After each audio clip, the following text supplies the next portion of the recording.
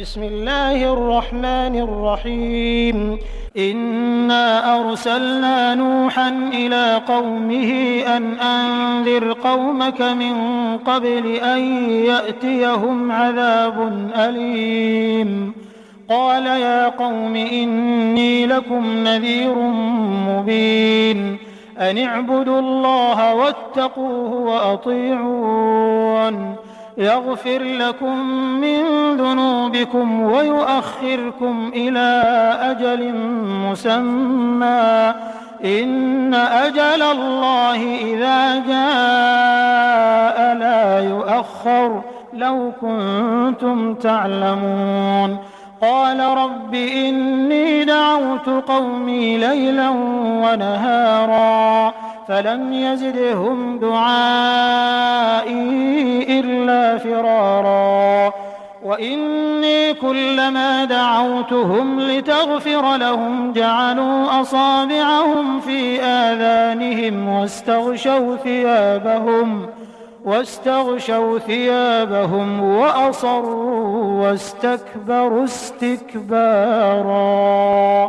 ثم إني دعوتهم جهارا ثم إني أعلنت لهم وأسررت لهم إسرارا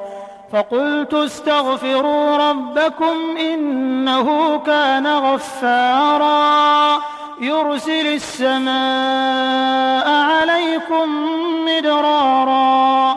ويمددكم بأموال وبنين ويجعل لكم جنات ويجعل لكم أنهارا ما لكم لا ترجون لله وقارا وقد خلقكم أطوارا ألم تروا كيف خلق الله 7 سماوات طباقا وجعل القمر فيهن نورا وجعل الشمس سراجا والله أنبتكم من الأرض نباتا ثم يعيدكم فيها ويخرجكم إخراجا والله جعل لكم الأرض بساطا لتسلكوا منها سبلا فجاجا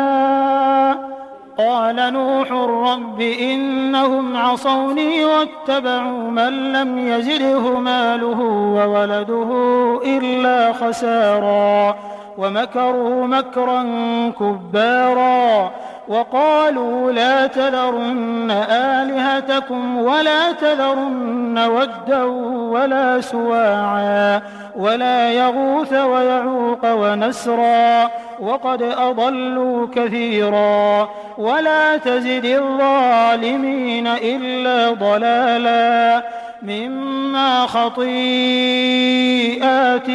أغرقوا فأدخلوا نارا فلم يجدوا لهم من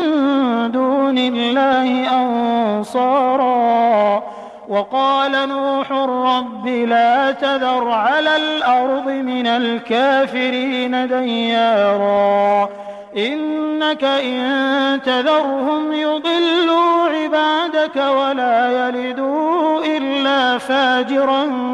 كفارا رب اغفر لي ولوالدي ولمن دخل بيتي مؤمنا وللمؤمنين والمؤمنات ولا تزد الظالمين إلا تبارا.